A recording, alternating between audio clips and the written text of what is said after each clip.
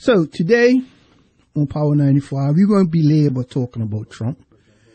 We have as our very special guest someone who visited Bermuda recently, someone who came here and saw our Gambias, somebody who came here and saw our country, someone who came here and saw his relatives.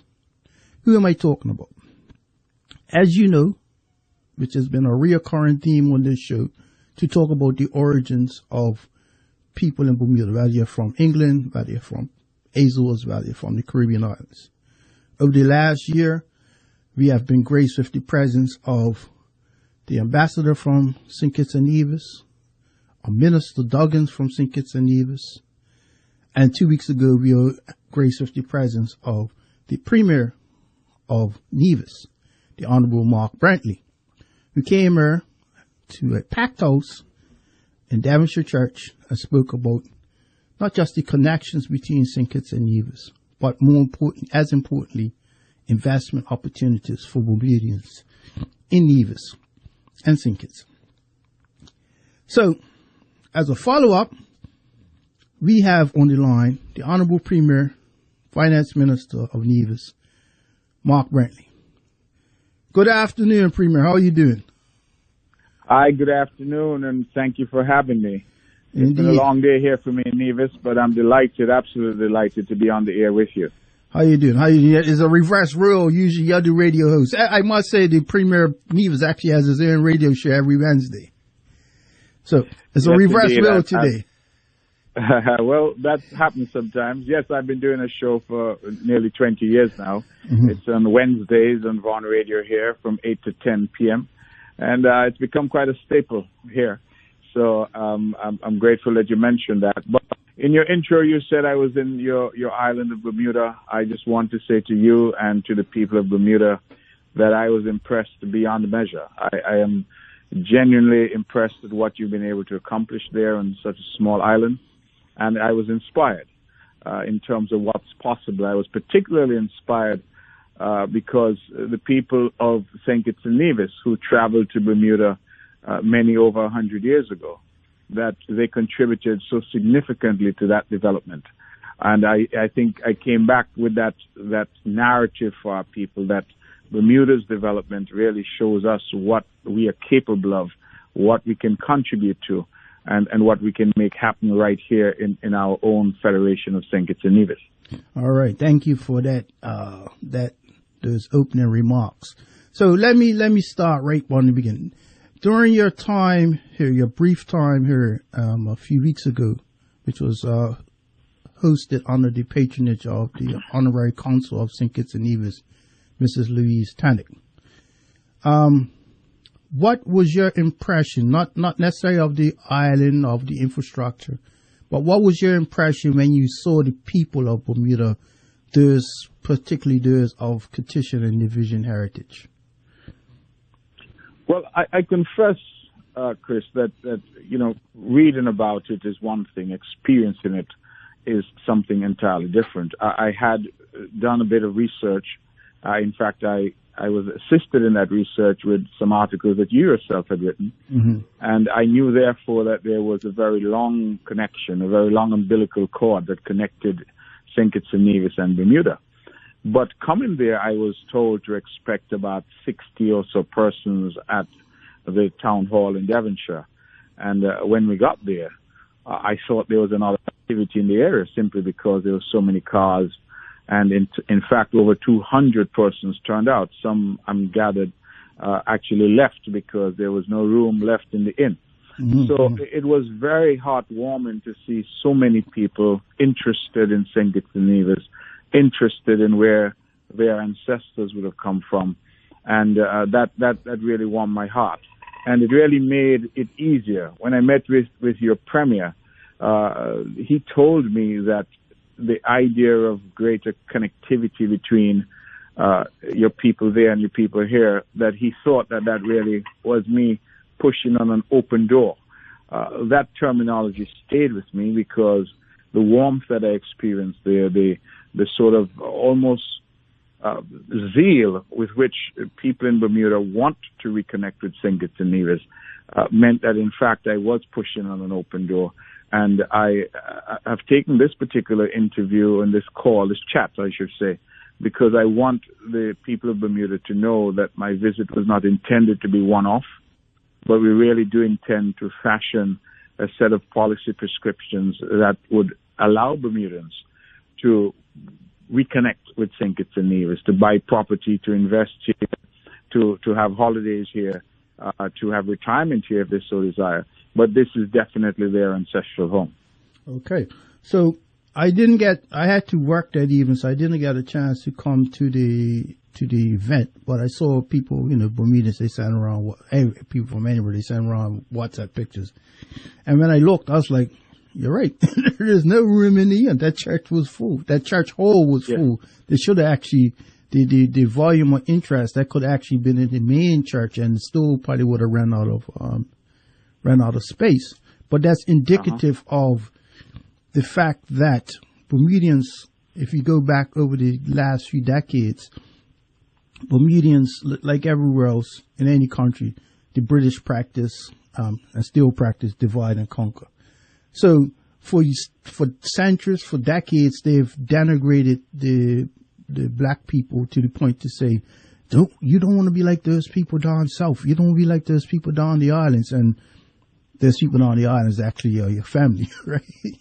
And so black Bermudians in particular, those with Caribbean connections because they're black and white, have been brainwashed, I'm going to use that as a word, to reject the connection between themselves and any Caribbean island.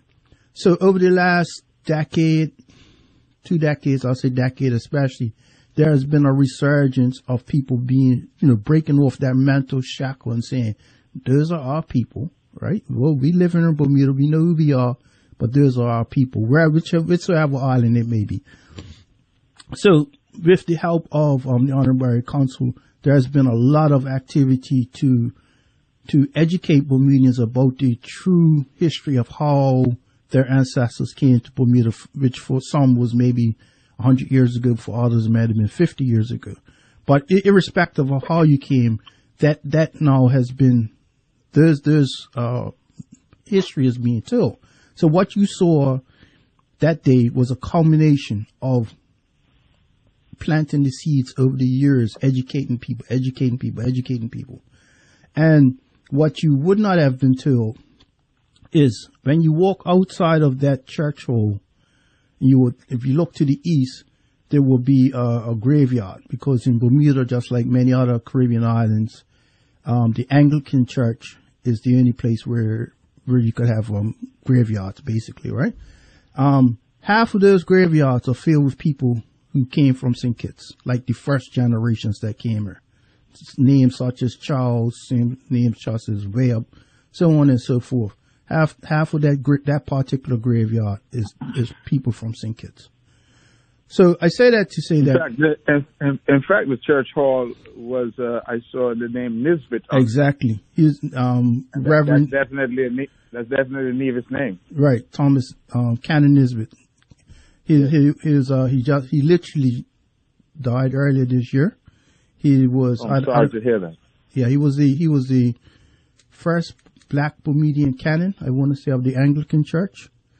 Okay. If you looked at him, you'll see St. Kitts and Nevis written all over. So, like you said, that shows you the interconnectivity. So I say that we're transitioning.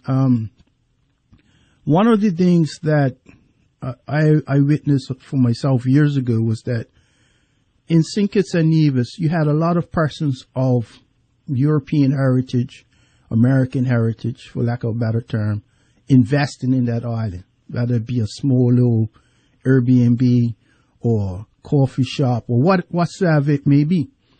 But what I didn't see was our own people of Kittian heritage, wherever they lived then, coming back to St. Kitts to invest. And I wrote a small article saying that Bermudians should look to invest in St. Kitts as buy a piece of property, build a house. And there were people here in Bermuda that chastised me. You're saying, how could you tell Bermudians to invest in St. Kitts and Nevis, and that's an abomination, left, right, and center. And I'm saying, hold on. So if I tell them go invest over in Canada, you wouldn't have a problem with me saying that, no, would you? But you have a problem with me telling Bermudians of St. Kitts and Nevis heritage to invest some money in St. Kitts and Nevis. So I say that to say that we often allow others to shape our destiny versus us shaping our destiny ourselves. So when you came here, I was like, it's catching on, right? I'm glad that you've come to Bermuda. So I'm going to take a little quick break, and then we come back and you could talk about some of the investment opportunities for Bermudians in St. Kitts and Nevis. Are you Bermudian, aged 18 to 35, interested in a rewarding hands-on career in the trades? Register now for the Skilled Trades Apprenticeship Training Program. Train alongside industry experts in high-demand fields like masonry, plumbing, and carpentry. You'll gain hands-on experience, earn certifications, and be set for a successful career in the trades. Don't miss out. Visit dwd.bm to register by November 8th or call 297-7714 for more information. Are you a lover of quality food? Join me, Shelley Thunder, at 5:30 p.m. every Wednesday on Ocean 89 for Foodie 411. We will keep you in the loop with the hottest restaurant menus, wine and cocktail pairings, and food-related products and events. We'll share delicious tips to satisfy your inner food critic, from gourmet dining to casual fare. Tune in every Wednesday at 5:30 on Ocean 89. Foodie 411 is brought to you by Butterfield and Vallis. And we're back. Honorable Premier? Yes, I'm here. You, as they say in the House, you now have the floor to talk about investments in St. Kitts and Nevis. Well, thank you again, and thank you for the opportunity. Just to go back to the comment you made, I think that I want to endorse that entirely, about trying to remake our economy and refashion our thinking to reflect who we are. For a long time, we in these islands of St. Kitts and Nevis have been told that we must constantly go out there to chase after this foreign investor. And no one ever told us that we had our own people in the diaspora who had done well, who were successful, who were accomplished, and that we had a very deep reservoir, not just of financial wealth, but also knowledge that we could tap into. And that realization has pushed me to the point where I welcome foreign investors. Absolutely, I do. But I do know that we have our own people who would have left and made significant contributions to building other countries who we could also call upon. And so that was my fundamental reason for coming to Bermuda and my fundamental message to Bermudans. When I look, Chris, at the size of Bermuda, 21 square miles, St. Kitts and Nevis is 5 times that size. We are 104 square miles. Bermuda has, I'm told, about 65,000 people. We in St. Kitts and Nevis only have 51,000 people. In fact, this is the first time, this census that was just completed is the first time since 1960 that our population is back at just over 50,000. Our population had, in fact, shrunk to as low as just about 35,000 people at one point. So clearly over the years, we've been exporting people all around the world, not just to Bermuda, but to Canada and the United States and the U.S. Virgin Islands and St. Martin, because things here were difficult. And I don't think we should run away from that. That was the reality. Our people left to go and find an easier life, a better way to support their families and to build a life for themselves. That is the story of immigrants the world over. But that St. Kitts and Nevis that people left 100 years ago, 50 years ago, is not the St. Kitts and Nevis of today. The St. Kitts and Nevis of today is a modern country, a growing country, a country that is ambitious, that is independent, and that is seeking to establish its way in the world. We are seeking to establish here a sustainable island state based on renewable energy, based on a growing economy, based on a good quality of life, safety and security for our people. And we now recognize And our population is now recognizing that part of that is the need to grow our population and also the need to invite our people who live in the diaspora, as I have put it, to come home.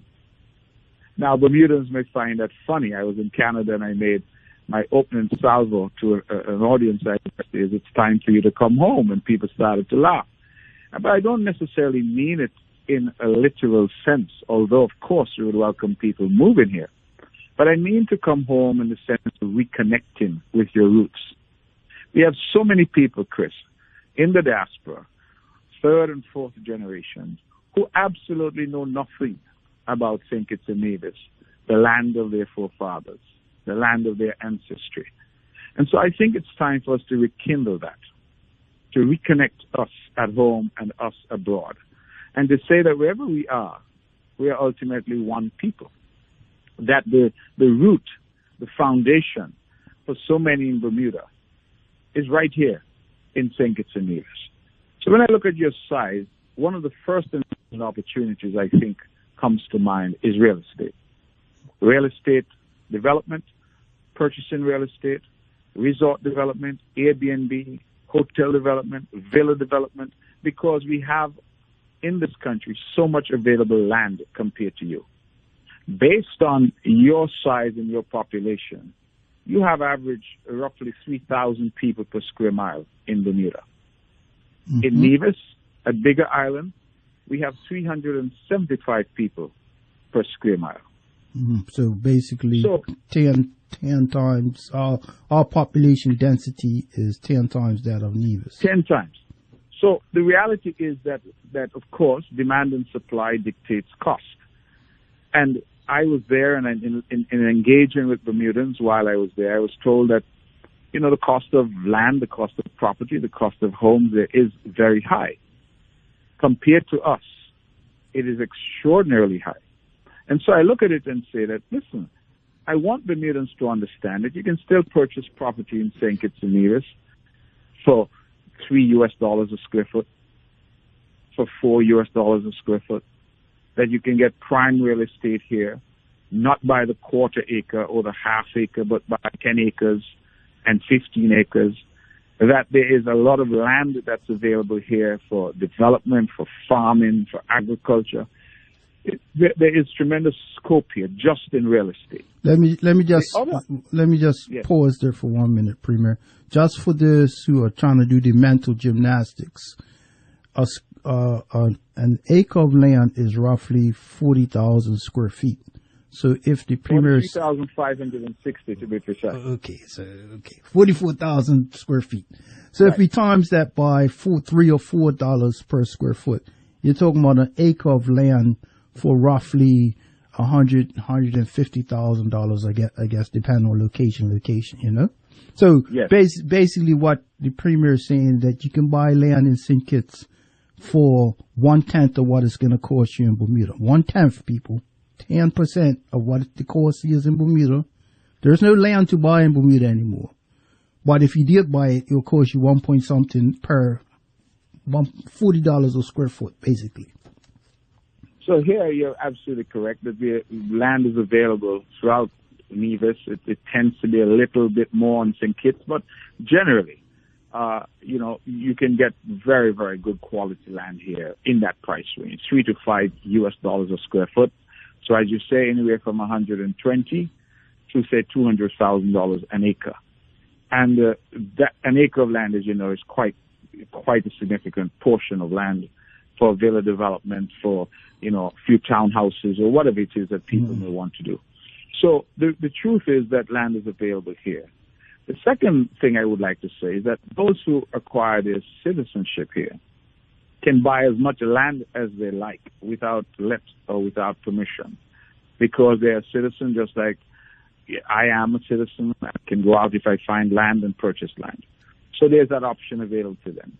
For those who are not citizens, they can still purchase land here, but they would have to acquire what is called an alien landholding license. Basically, they need the permission of cabinet to purchase that land.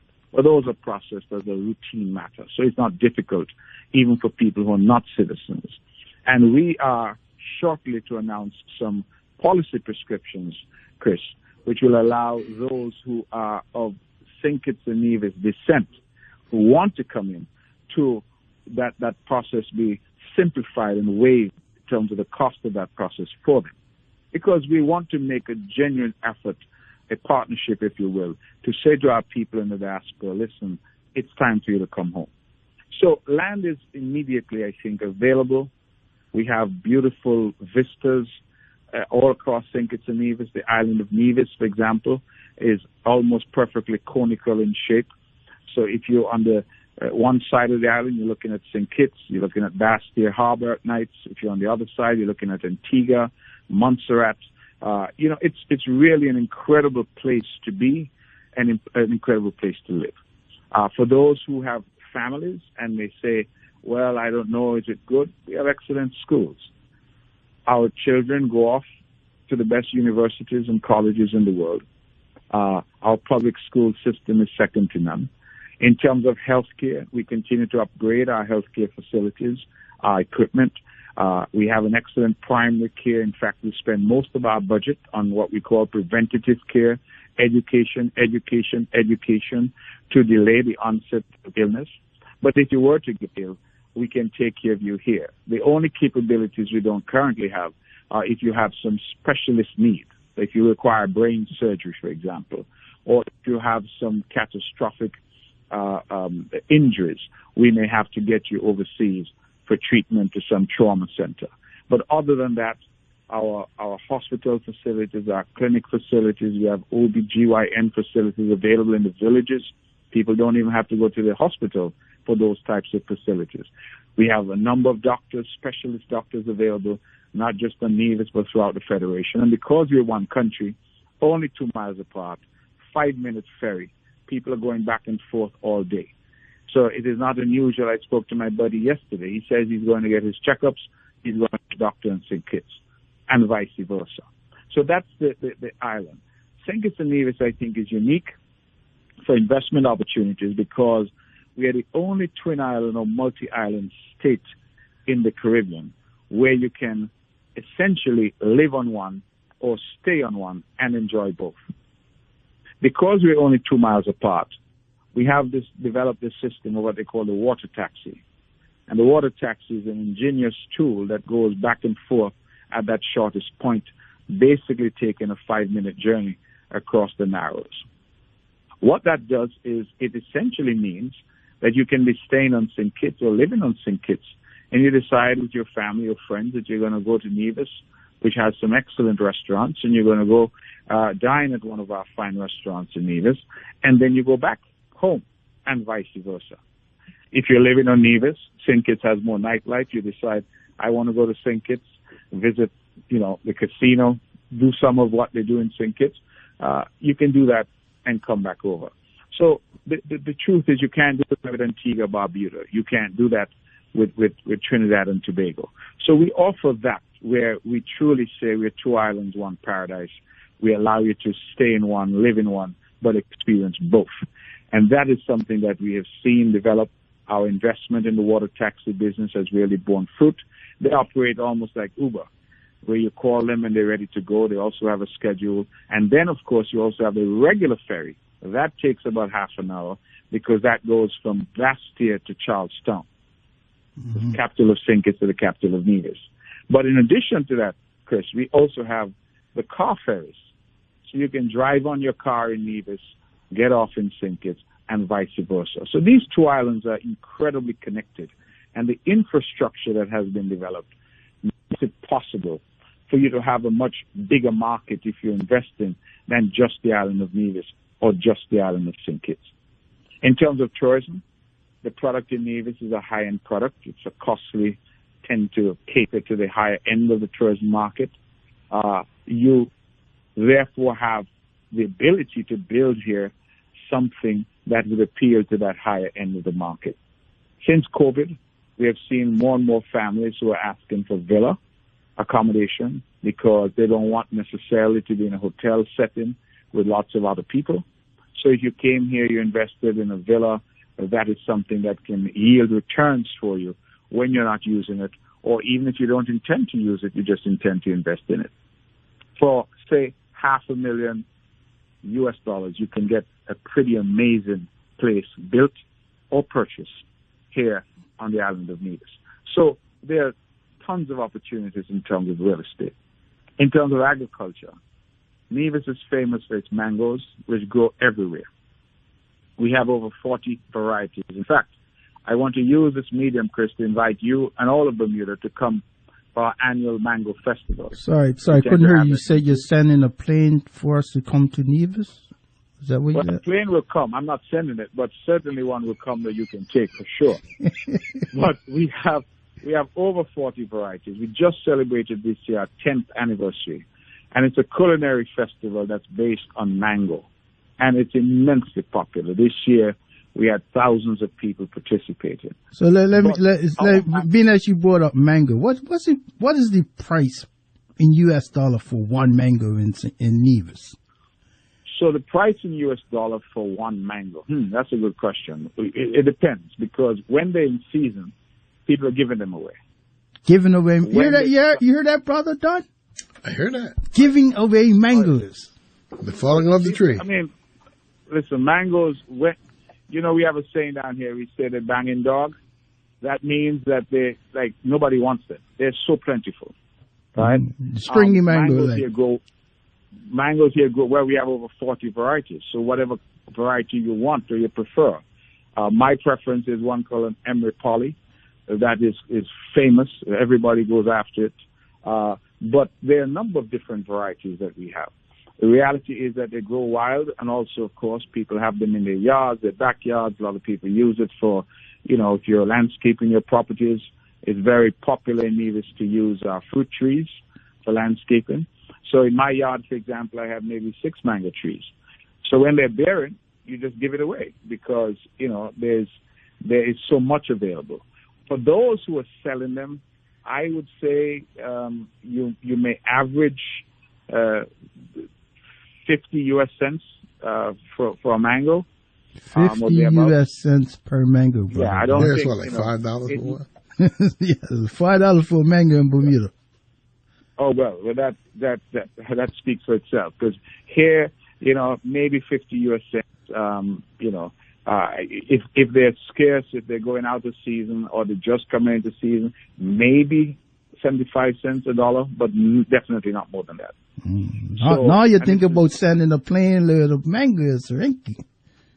Well, so it actually, I'm happy that you said that, because one of the things that we have not done well is leverage some of these God-given gifts for advanced economic development. And you look around and you say, all right, we may not have oil, we may not have natural gas, we may not have gold and diamonds, but what do we have? And we have this abundance of mangoes, just as an example, that, as I say, they grow wild, they grow everywhere. And in the season, everybody has mangoes, and then they go out of season, and then they're none. So there's the opportunity now for value added. We're doing some of that now, where through our agro-processing unit and through some small agro-processors on the island, they're making jams and jellies and even hot sauce that is mango-flavored and things of that nature. But an investment in that area to take what is a coveted fruit, and I'm told that Bermudans love mango, what would be the opportunity, for example, for Bermudan supermarkets, Bermudan, restaurants to have mango puree, to make their mango daiquiris and mango coladas, all from Nevis. So these are some of the possibilities, I think, that exist in terms of looking at niche areas that we could have a competitive advantage and have a premium product that can be offered. So that's an area that I look at. The government is doing some. We're now pulping mangoes. We are storing it. We have the ability to supply local restaurants, etc., with mango pulp for their purposes. But our mango festival has been designed as a tourism event, a signature event that the island is now doing to attract those who are into the culinary arts and those who travel for culinary purposes to come and to not only experience mango in its natural form, but also to experience it in drinks and cocktails and desserts and food. So that's something that certainly I think Bermudans could get into, and certainly I think Bermuda itself could provide a useful market for agricultural produce from Nevis. Not just mangoes, I've emphasized that, but certainly other agricultural produce here as well. Given your size compared to us, we have literally thousands of acres of land available here for agriculture. So that's, again, another opportunity. You are in Bermuda a giant globally in terms of your financial services sector. You've done incredibly well, particularly your global brand for insurance and reinsurance. That's an area, again, that Nevis is trying to develop. That's an area where Bermuda has embedded expertise and a competitive advantage.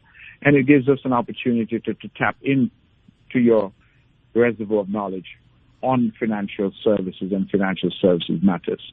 It would be fantastic, Chris, if firms in Bermuda would say, hey, why not set up a branch on Nevis or St. Kitts?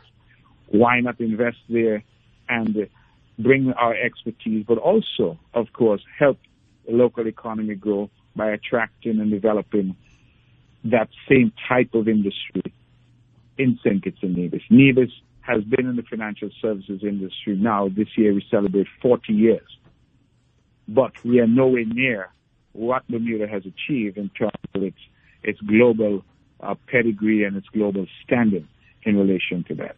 So those are, I think, off the cuff some opportunities: hotel development, resort development, you name it. I think that there's Nevis and St. Kitts now are poised for development. I've said to people that we have, metaphorically, a sign that is out saying we are open for business, and we want persons to look at it. I'll say one last thing. When I look at Bermudans, and as I engage with many of our people in Bermuda, and I realize that many are retiring, many are getting to an age where they're making that transition from work life to retirement. And I look at it and I said, could you imagine how much further your retirement dollars would go in a community where the cost of living is substantially lower than it is in Bermuda? Mm. So I don't know what your retirement benefits there are like, Chris, but assuming you are getting $5,000 a month in retirement income in Bermuda, that here would be a pretty significant sum of revenue, sum of income that will allow you to enjoy a particular quality of life, given the lower costs here of housing, given the lower costs here of transportation, given the lower costs of electricity and water based on all that I was told when I was in Bermuda. So that $5,000 really goes much further here than it would at home. And so again, there are opportunities for persons who may want to retire here, who want to come back and reconnect and say, hey, why not, build a home in Keon in St. Kitts or your hometown of Sandy Point? Why not come over to Nevis and look at one of the developments here, or purchase a piece of virgin land and build something to your own satisfaction and specification? So again, there are huge possibilities, and I'm so privileged. I feel truly honored to have this opportunity to speak about these possibilities, because I think that after I'm out of this office and after I'm gone, I'm hopeful that the connections and the bridge that we are now building, that a lot of people will cross over that bridge, that people will come from Bermuda to come here, and also people will seek to leave here and visit Bermuda, see what Bermuda has done, see what the people of Bermuda have accomplished, and feel proud that our own people would have gone there to work in the dockyards, etc., to build and help build Bermuda, that our own people would have contributed in a significant way to what you now enjoy here. And so I feel proud, I feel honored, and I just think that we are sitting here on a golden opportunity. We're on the cusp, I feel, of something truly remarkable if we can reconnect our people in the way that I envisage. Yes, indeed. So, on using the term golden, do you know what the previous name for St. Kitts and Nevis was, right? The previous name? previous name, well, one of the nicknames of St. Kitts and Nevis was what? No, tell me, what was it? At one point it was called Golden Rock, right? Well, the airport in St. Kitts, I believe, what was that called? Before the Robert L. Bradshaw was called Golden Rock Airport, right? Yeah, I think it was. And there is an area in Nevis that is called Golden Rock. Right. So I say that in the sense that what we as persons of Caribbean descent, and that could mean any complexion. So let's not talk about race. We have to understand that persons came from Europe and saw opportunity, right? We were indoctrinated that there is no opportunity in the Caribbean. Leave the Caribbean, go to America, go to England, go to wherever else, right? Don't ever go back home.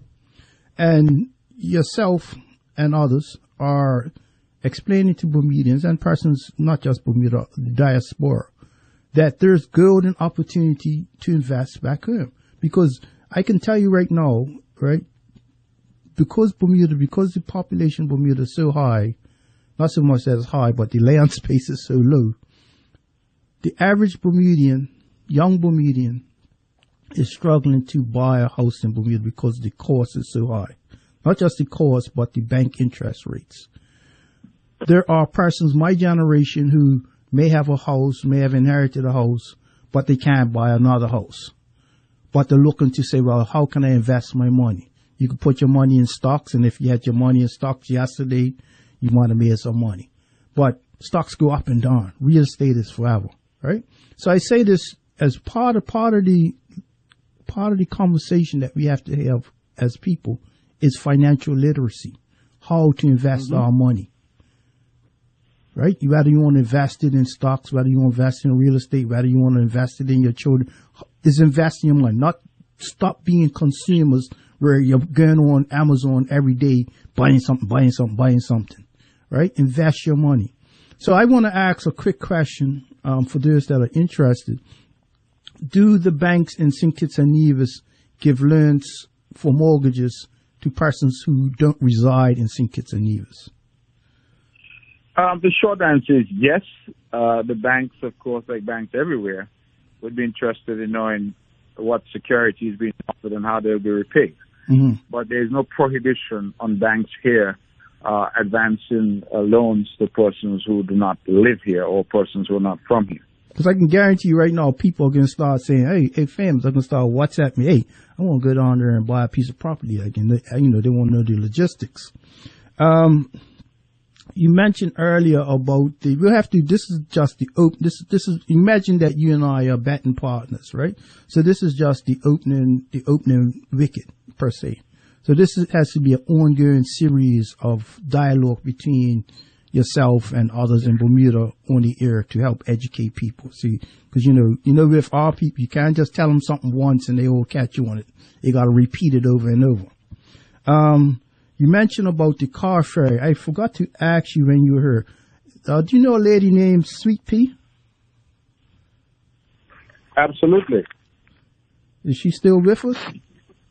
Yes, man. Sweet Pea is definitely around. All right. Because I met her one time on the car ferry. As soon as she heard my accent, she said, "Oh, you're from Bermuda." I'm like, "How you know?" "Oh, I know Bermuda accent." I said, "Okay, cool." So, like I said, this station, this show is open. Every so often we have you on to talk about things, and we have another show that we can actually online and actually show visual stuff of what is going on in St. Kitts and Nevis. So I just want to thank you for taking time out of your schedule. I forgot to ask you, how is Mrs. Brantley and how did she enjoy her time in Bermuda? And she loved it. She wants to come back. She asked when we were there if she could extend her time there because she really loves it. Mm-hmm. And so I suspect that I will be back in Bermuda, perhaps more of a holiday mode at some point.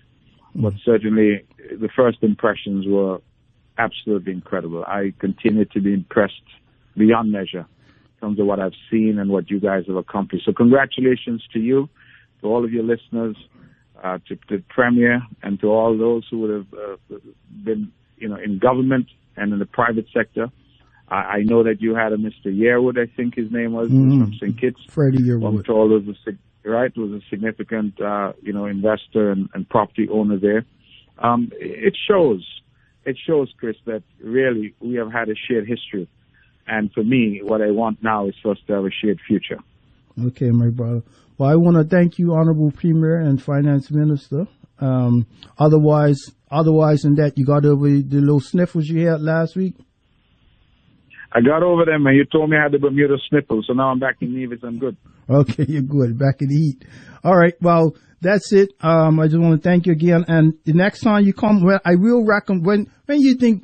I forgot to introduce my co-host isn't here, but the studio engineer, Mr. Don Bassett, is here. I forgot to introduce him earlier. Well, when Brother Don, when you think is a good time for the Premier to come here? Come back here. June, July-ish. Cup matches? Cup matches, yeah. He's a big cricket fan, cup right? Next time will be better now. Yeah, big cricket fan, Premier? I'm absolutely a big cricket fan, and I know match. that your cup match is like your carnival there. Right. So I would encourage you and Mrs. Brantley to come back during our cup match, which is around the end of July or the first week in August. Depends on Would it be impolitic for me to ask you which of the teams you support? There's only one team. There's one team and there's the other people. All right, we'll leave it there. Yeah, we leave. Thank you, so brother. what I would say is the colors that you wear politically, there's the colors you should wear cup match wise. All right, I hear you. And I will say one other thing. When you come back, please bring some coconut dumpling. And some mangoes. Coconut dumpling? Yeah. And mangoes. All right. Take care. All right. So we look forward to our next innings. All right, my brother. Have a good weekend. All right.